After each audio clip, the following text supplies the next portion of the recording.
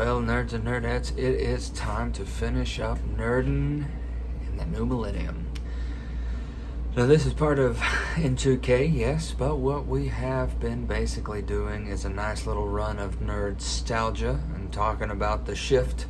Now, the shift began kind of in 1999, which we did discuss previously, and the shift kind of moved us, and the wave began to build through in the decade, and it brought us to where we are currently. Some would consider this the crest or the pinnacle, maybe. Maybe it is, maybe it isn't. Does the crash come soon, or does it not? How much longer does this massive wave, this revolution of nerd culture have? We may not know. Now let's talk a little bit about what made the years from 2001 to 2009 good, great, how we got to where we were. And a lot of that had to do with the franchises. Now, during the 2001 to 2009 era of nerd culture, we saw the birth of so many franchises that changed everything for nerds. And these franchises, some of them are still going. Some of them have spun off into something else. And what have you. However, I just wanted to talk about some of the big name franchises that started in 2000. Now, in 2001, we got the Lord of the Rings franchise began. We finally got to see one of the greatest epics in nerd culture of all time, probably, on the big screen. Many of the live-action versions of the Fellowship, for the first time, meant a lot to nerds. After the trilogy, it also spun off into a prequel trilogy about The Hobbit, about a younger Bilbo. This franchise is probably one of the biggest things to come out of the 2000s for us, and still probably one of the biggest titles in the genre of fantasy. Honestly, I think that if Lord of the Rings had not been successful in the 2000s, then later on we don't see Game of Thrones brought to, live action out of books and into movies. Speaking of 2001, we also got to see the birth of the Harry Potter saga. It gave us the amazing wizarding world of Harry Potter on the big screen. After years of reading J.K. Rowling's creation, we finally got to see The Boy Who Lived come to life. The cast was perfect, the world was immersive, and the nerdiverse wept as we got to see some of our beloved characters jump from the pages into our living rooms and our big screens, and we got to see their stories play out. Now, I do have to say, though, even though I'm mentioning this, I have to say let's talk about this other franchise. 2001, Fast and Furious. 2001 brought us Harry Potter and Lord of the Rings, and also this franchise. Honestly, it's still going, and I think it's time for it to stop. It is. It truly is. It's time to stop these movies. However, I did love Paul Walker as an actor. Rest in peace, Paul Walker. I enjoyed the first two movies, but enough is enough. I know The Rock's in it. I know Vin Diesel's in it. I know that, they've elevated this story past, where we ever thought it was going to go. But to be honest, it's time for it to end. It truly is. It's time for it to be over. Moving on, 2002, we got Spiderman. Now, after X-Men dropped in 2000 and before the MCU even began, we saw Tobey Maguire's franchise of Spider-Man take off. And honestly, looking back now, it was very campy. The graphics were not as strong as today, and I understand it was because of, it's a product of the time, and I understand that, and I didn't hate the movies, even though the third movie sucked so bad, and whoever casted some of these people, some of those casting directors need to be fired from Hollywood, to be honest. Again, I didn't hate it. We now know that there are better names out there than Tobey Maguire to be Spider-Man. But again, I didn't hate it. It helped get us to where we are today. And if we move on to 2003, we've got the Pirates of the Caribbean franchise. The Pirates' life is never spoken ill of. Not once has anyone been like, pirates? No. Everyone loves pirates. Maybe it's the flag, maybe it's the sea, the sword, heck, maybe it's the rum. But in 2003, if you weren't a fan of a pirate film, you were now, because Johnny Depp's Jack Sparrow hit the big screen, and we have not looked back. The franchise is still going. Now they are changing some things up. We don't know if Jack will be back anytime soon, but we do know that Margot Robbie's involved with the next installment. But without 2003's Pirates of the Caribbean, based on the ride from Disney World, we get some of the best franchise we've seen come out of the 2000s in Pirates of the Caribbean. And in my complete honest opinion, it's probably my favorite thing that the Mouseopoly has ever released, is the Pirates of the Caribbean franchise. So cheers to that. In 2005, we saw the beginning of of Christopher Nolan's Batman saga with Batman Begins. Now, his series kind of put DC back on the map, which was good. We needed it. Especially considering the last Bat failure, 1997, Batman and Robin. Gosh, that was such a garbage movie.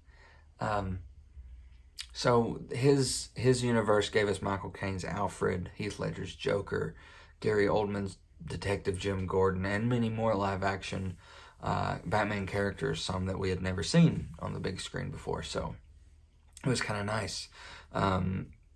So in 2008, we got the birth of probably the most monumental thing to come out of the new millennium, the most monumental thing to come out of this decade. 3 words: I am Iron Man. Those 3 words birthed the Marvel Cinematic Universe. This one is still going strong today, and we just saw the end of its Infinity Saga with Avengers Endgame. We're patiently awaiting the day that we get to see Black Widow. So hopefully this pandemic ends soon and we will get to see it. But wherever they take the franchise, whatever direction they take the franchise in next, we have no idea. I'm very excited to see where it goes. But, we never know. It'll be interesting to see how far they may change things. And it wouldn't be anywhere without the first Iron Man movie in 2008. There would be no MCU. There would be no Doctor Strange. There would be no Guardians of the Galaxy or Avengers Endgame. Without 2008's birth of the MCU, we don't know what it would be like. So now there's some more, big name franchises that came out of the 2000s. I just wanted to talk about some of the big names in my mind. Now there are so many more, like 300, Cars, Shrek, Saw, Transformers, Twilight. There's a lot of great franchises that came out of the 2000s and kind of paved the way for where we are today in nerd culture. But let's talk about the small screen. Let's talk about television. The big screen in this decade was monumental, but let's talk about TV shows for this particular decade, and they don't have to be nerdy or cartoony or whatever. Just these are some of the big names television shows that came out of that decade that people are still binging today. So 2001, 2003, we got the European version of The Office, the British Office. And without this show, there is no American version of The Office. Now, if you go back and watch it, you can see where Americans kind of lost their interest on it. Because after all, that kind of comedy, Americans, we have very short attention spans. We really do. And if you can't admit it, then I'm sorry, but we do. And a lot of British comedy either goes over our head, gets past us, or we just get bored with it. And sometimes, honestly, if you go back and watch it, which I highly advise you do, you can get lost in the dialogue, especially Ricky Gervais's character. He'll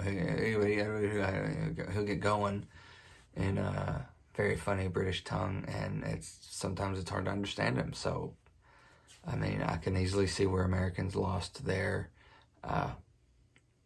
attention to it. But without it, we don't have our version of The Office that showed up in 2005. It is still one of the most watched, most binged shows on Netflix today. Now, big news that came out recently is they're taking it off of Netflix. Don't know why. I guess it's going to go to its own streaming app. for who owns the rights to it. Or maybe, just maybe, there are some theories out there that are saying this is a marketing ploy to either get more Netflix subscriptions in the coming months, this other service that it's going to, that I guess it aired on, or are they planning a reboot, planning a reunion of some sort? I even saw someone say that this could be a ploy to release a whole new box set, take it off Netflix to where people can't access it, release a brand new box set with all this unreleased footage, blah, blah, blah, and you'll sell the heck out of those box sets. So I think that would be a smart ploy. If I were in charge, it'd definitely be something I would do. But let's move on. 2001 to 2010, we had 24. Jack Bauer was a household name across America as he raced to thwart terrorist plots. He was always racing against the clock. Kiefer Sutherland's always been a favorite actor of mine, especially in Time to Kill. You hated him, but he performed really well in it. It really packed a lot of, it was a fast-paced action television series, but it gripped you. I have not seen every episode. I watched most of the first couple of seasons, but I did enjoy it, and it is definitely worth mentioning on here. 2006 through 2013, Dexter. Think about this, a mild-mannered husband, father, doubling as a serial killer. What's not to love about it? My dear friend Logan, aka the Rev himself, absolutely loved this show, except for the finale, but he thoroughly enjoyed it. The finale was rough. I did also enjoy the storyline of the Trinity Killer, jaw-dropping stuff. Really great writing. So I can't tell you, what happened to that last season. I kind of wish that they would retcon it and redo the last season. But, it's a little, it's 2020 now, so I don't see them doing it. But I know that the Rev is hopeful that they'll fix it someday. So in 2004, we got the show Lost, and it ended in 2010.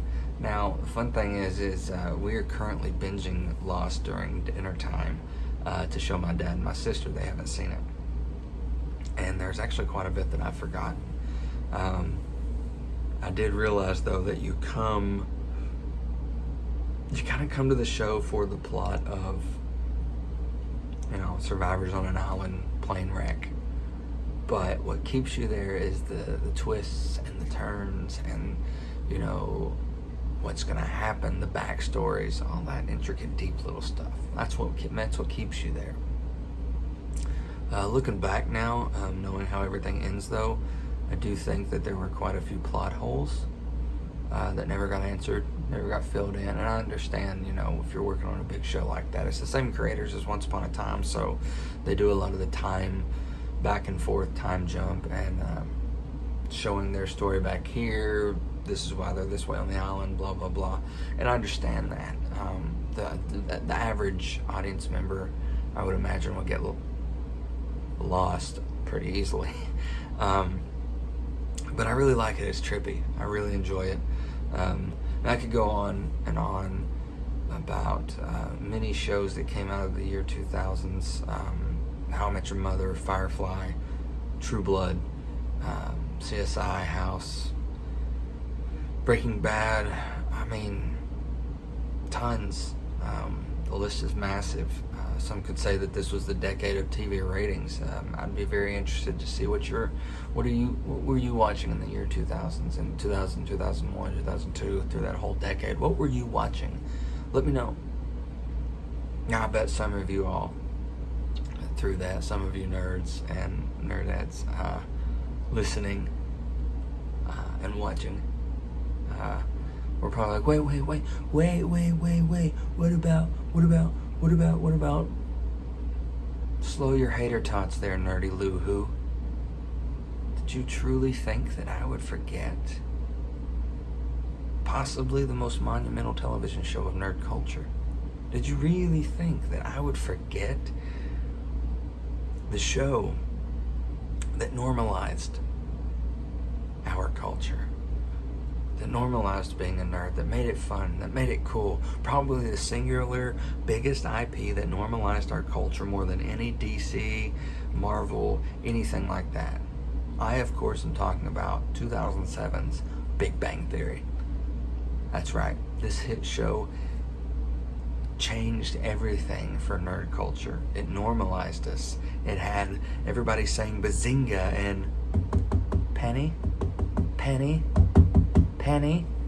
Everyone quotes it. The show opened so many eyes to not just our culture, but the entire nerdiverse as a whole. Whether it be science, comic books, gaming, no matter what it was, the show made it not just cool to be a nerd, but normal. The nerd got the girl. The nerd got their dreams. The nerd had great friends. The nerd succeeded in their life.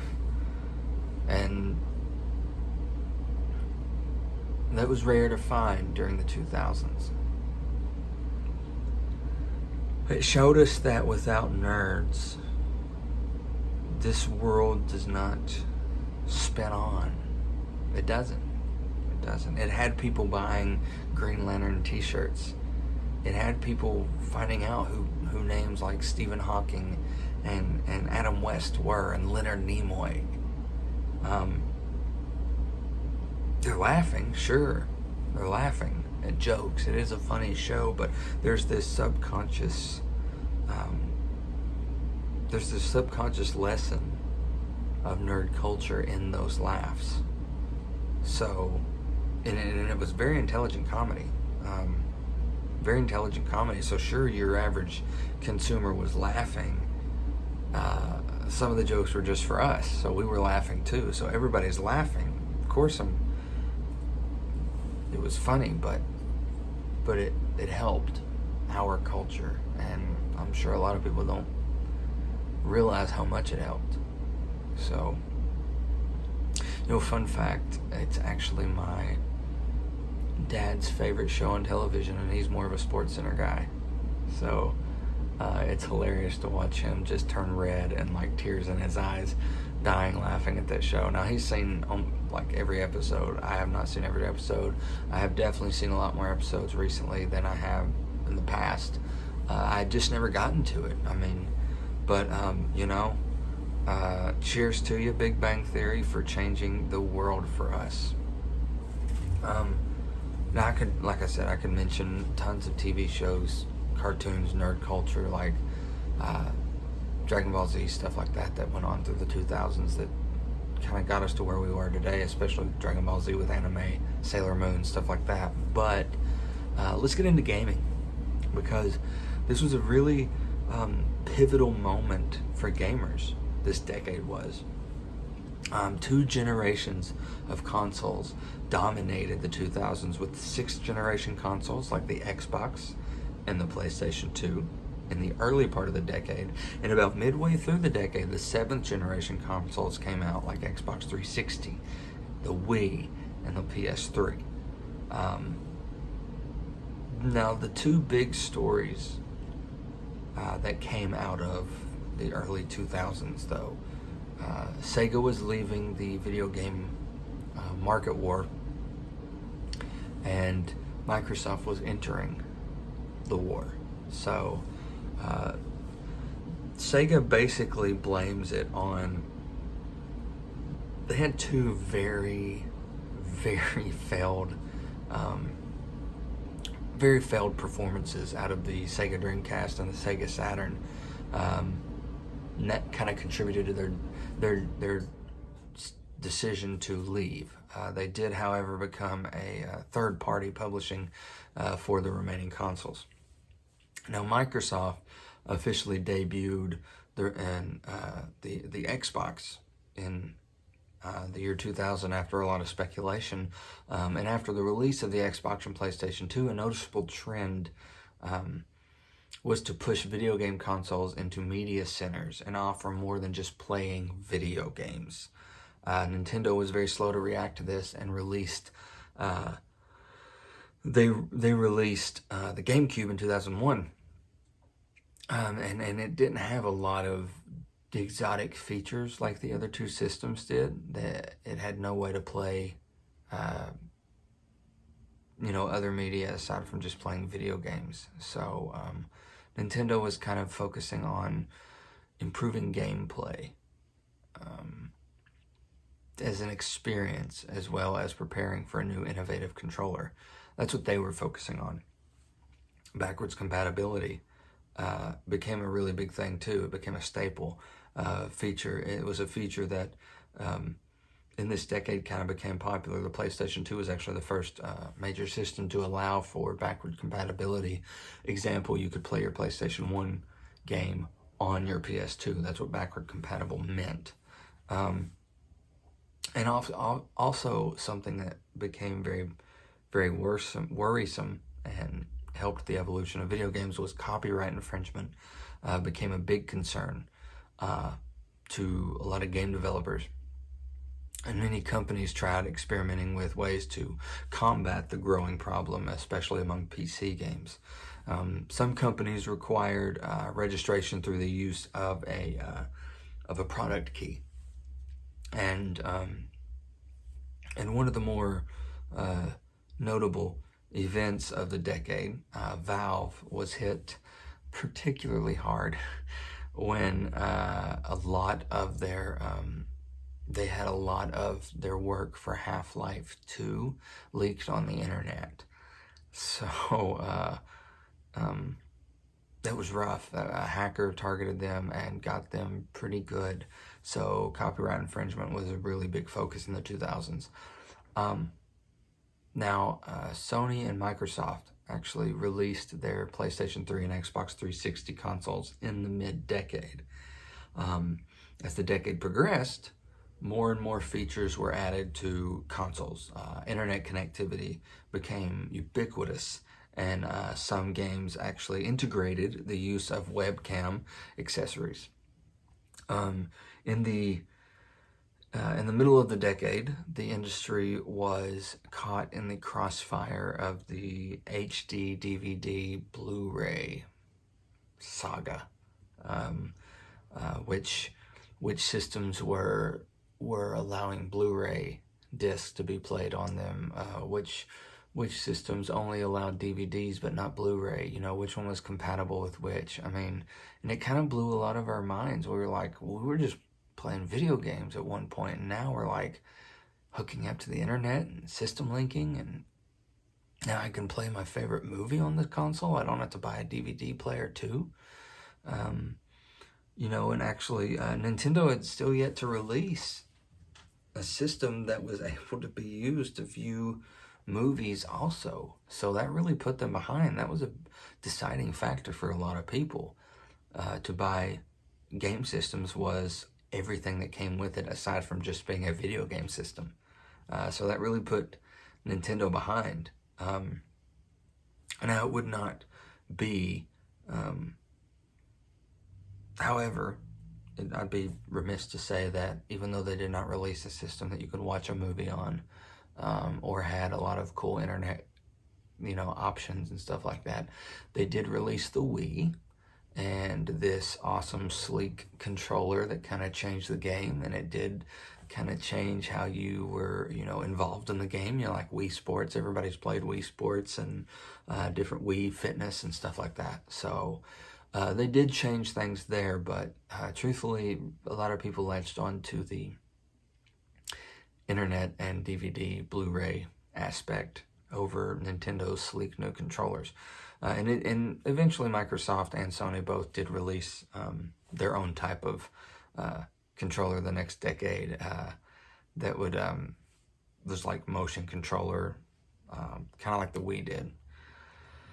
Now let's talk about PC video games. PC video games remained very popular throughout the decade, but was in an overall decline as consoles became more and more popular. Publishers also liked the standardization that consoles provided, whereas PC games, they were more dependent on the performance of what you had yourself.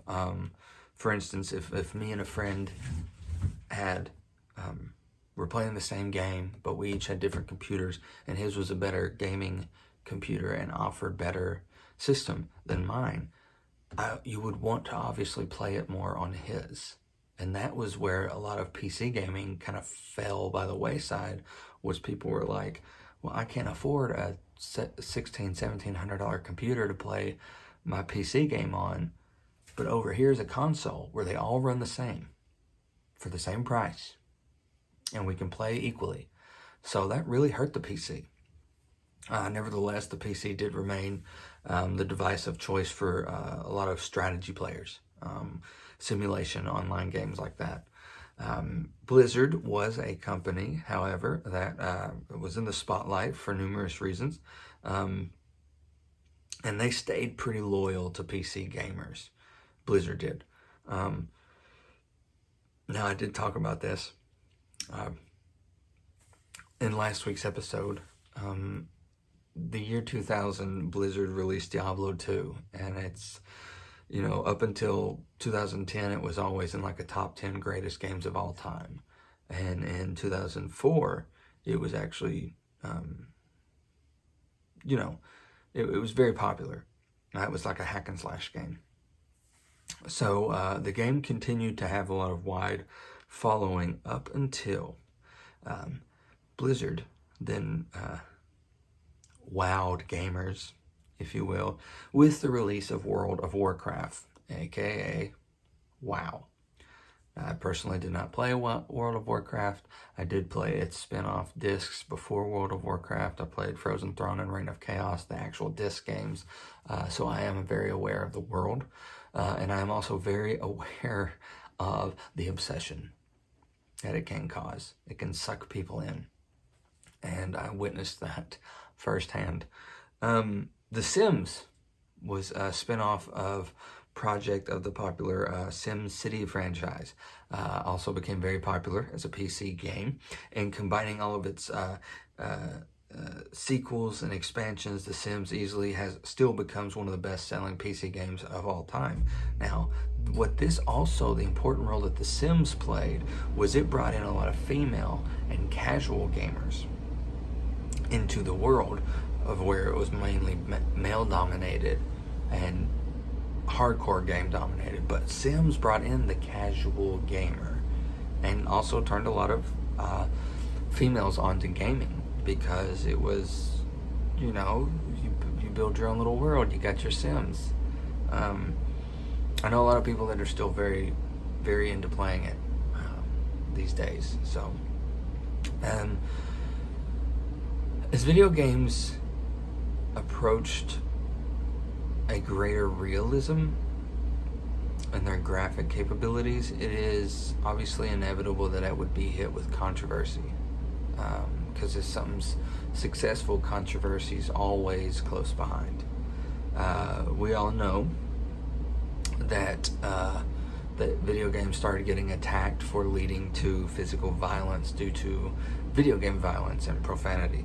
The evidence was very inconclusive, but debates still to this day continued whether or not video games had an addictive effect on you and caused you to then move on and cause physical violence, like school shootings, things like that. And of course, the number one game that was attacked mainly was the Grand Theft Auto series. Now, I want you to think about this, though, especially in the climate of today. I want you to digest this question, okay? Grand Theft Auto did not start getting attacked heavily until 2004, when the San Andreas version came out. Now, everybody who has played Grand Theft Auto, if you know what I'm talking about. Grand Theft Auto San Andreas focused on people of color and violence in like the Los Angeles type area. Now, why is it was attacked far heavier than Vice City before it, or Grand Theft Auto 3, or the terrible 1 and 2 versions? So let me ask you that, and that, if you want to to rap about that, if you want to dialogue about that, if you have thoughts on why it was that San Andreas was attacked more than Vice City and GTA 3, I think we all truly know the reason, but yeah, let that sit a little bit in your melon. Digest that question a little bit. Why was San Andreas attacked more than its predecessors for video game violence, causing real violence? Think about that. However, there was a game that was released that I still have. It kind of gives me a sick feeling in my stomach to know it was released, especially after living in the era that this happened. There was a video game in 1999. It was called, or the year 2000. It was 2002, 2005, I believe. It was called Super Columbine Massacre RPG. Now, I am all for free speech and creativity and pushing the envelope a little bit, but this game is disgusting because you, as a character, carry out the actions of the shooters in Columbine. That happened in 1999. I was in 5th grade when that happened, and it was heartbreaking and scary and heart-wrenching. But I, like I said, I'm all about expression and free speech, but that game kind of crosses the line a little bit. It actually caused quite a stir at the 2007 Sundance Film Festival's Guerrilla Games competition. It was rejected, and rightfully so, it was rejected, even though it got a lot of votes to win some awards. And basically a huge uproar happened, and a lot of successful games backed out, saying like, oh, if they can't win, then I don't want to accept my award. So no awards were given out, and since then, since the 2007 incident, those awards have not been held, all because of that game. Maybe you feel different? I hope not, because it's kind of a sickening game. But let's move forward. As video games diversified and became an ever-present part of pop culture, it began integrating with other media, like film industry. And the film industry, in particular, took notice to two video games. And they kind of learned a way to capitalize financially and successfully, rather, on integrating video games with, cinema. We saw this really become a popular thing around The Matrix. I've talked about this in our Matrix episodes back in May. The Wachowskis did this with Enter the Matrix, which followed the events between The Matrix Reloaded and Matrix Revolutions. So it was an actual video game with their voices, about their same characters, and it took place in between 2 and 3.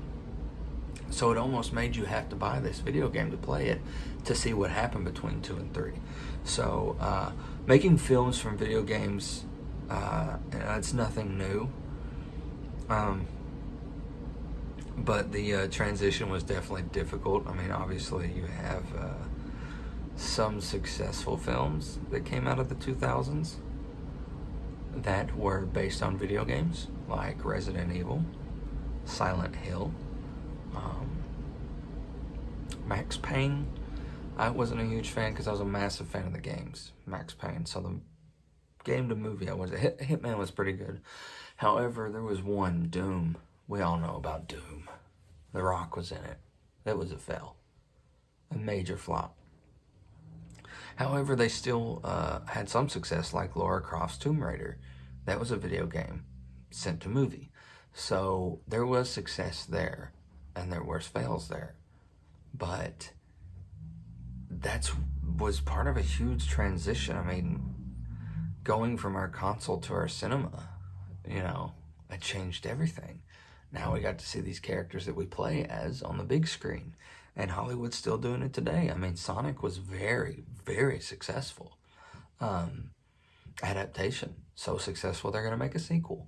So, let's move on. The 2000s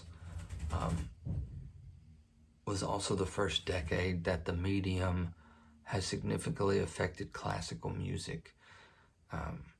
For instance, they would host, video game music became so popular as a genre. People were actually like wanting the albums to these video games like Kingdom Hearts. I actually, on my phone, have the music to all of the Kingdom Hearts video games because I think the orchestra is beautiful. I think whoever wrote it is fantastic. I think it's just uplifting and stuff like that. I love listening to it. So at the Hollywood Bowl, they would start having these video game concerts. Back in 2005 is when they started, and there'd be like they'd feature a live orchestra playing this music from video games like Sephiroth and Cloud's battle from Final Fantasy VII. There'd be lights, there'd be a screen in the back, and there'd be it being showing some parts of the video games, like if Sephiroth and Cloud were battling, and the orchestra would be playing that music. It was really awesome. It was really cool. So it also integrated video games into music and made the music of the video game just as popular as, say, Nelly releasing a single that year. I do want to take the time to talk about some of the titles that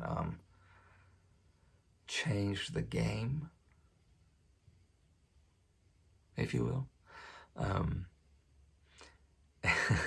Then there's this massive list, and the best way to find the list is you search notable video game franchises that began in the 2000s, something like that. Just type in those words. And this list is just huge. You've got games like the Assassin's Creed franchise. Now, these are all franchises that began in the 2000s, and I'm only going to name a few here, okay? We got Assassin's Creed, Batman Arkham, BioShock, Borderlands, Call of Duty, Dead Space, Dead Rising, Dragon Age, Fable, God of War, Halo, Hitman, Kingdom Hearts, Left 4 Dead, Mafia, Max Payne, Star Wars Battlefront, Rock Band. I mean, the list is ridiculous. It's crazy. Maybe I'll post the list on our social media page after the episode releases, because it's pretty fantastic. Like I said, though, give it a look-see. A lot of great franchises in the video games that happened in this decade. It really is remarkable. The franchises that are still going that began in this decade. I mean, it's been 20 years now since the 2000s began. And some of these video game franchises are still going, kind of like some of the film franchises are still going. However, another shift that actually happened, and it wasn't very subtle, but subtly, if you look back, there was a time in the 80s and the 90s where Nintendo was king. But now, it's not that way. Nintendo is no longer the king. Who is the king? That is a debate for another time, my friends. A debate that happens daily, I'm sure. Is it Xbox? Is it PlayStation? Is it Sony? Is it Microsoft? That is a debate for another time. I have always owned them both Sony and Microsoft. I know the exclusives are how people would argue which one was best, like The Last of Us on Sony, Halo on Microsoft. Yes, exclusives can make or break your system, but again, that is a debate for another time.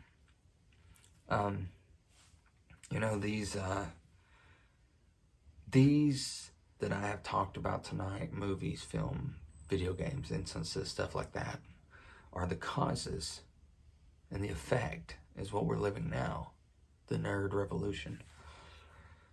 take a look at your TV guide. Take a look at the marquee at your local cinema. If you were to take a look at your TV guide, you'd no longer see the titles that are dominating the ratings are not shows like Saved by the Bell and Full House, Family Matters. Movies like Sleepless in Seattle.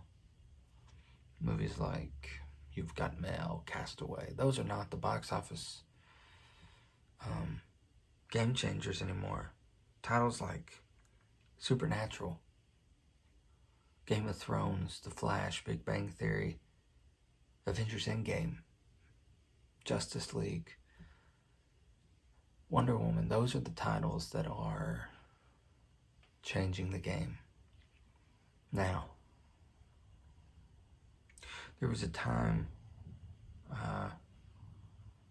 I'm sure back in the 80s and the 90s, some little nerdling, after being stuffed in his locker, was probably thinking, you know what, I'm not going to worry about it now because there will be a revolution in this century. It wasn't off by much. There was a time where Guardians of the Galaxy was known only to the higher level of nerds in the order. Now, Star-Lord and Groot are household names. So what caused it? What causes nerd culture to now dominate all genres of pop culture? No one can put a finger to an exact moment that the shift happened, but I truly believe that this is the decade it happened in. This decade is where the balance shifted. The 2000s brought us here. The 2000s began what would soon be known as the nerdiest time to be alive. And we will get to that some more down the road. Don't worry, kiddies. We'll talk about our current revolution happening in the nerd culture. See, we just talked about when it began. We've merely scratched the surface. When the wave began, we began to build, to gain strength. We'll talk about that. We'll also talk about how the nerd world order, how they've taken over, how we as nerds have taken over one day.